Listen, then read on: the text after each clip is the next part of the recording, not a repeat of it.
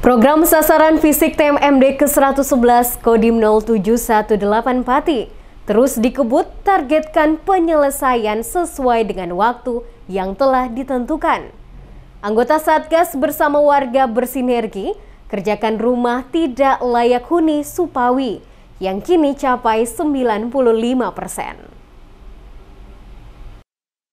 Salah satu sasaran fisik program TMMD ke-111 Kodim 0718 Pati adalah kegiatan pembangunan rumah tidak layak huni kepada 18 warga setempat yang kondisinya dinilai tidak layak untuk dihuni adalah rumah Supawi, warga desa Taman Sari RT 02 RW 01.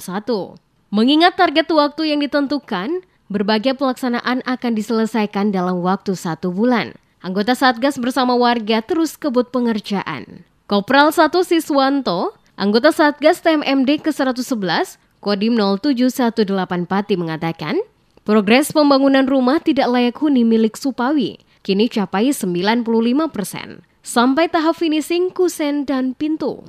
Untuk kegiatan pada hari ini, sementara untuk finishing kusen sama pintu sudah hampir 95%. Untuk harapannya biar rumah yang tidak layak pakai menjadi rumah yang layak pakai untuk dihuni Bapak.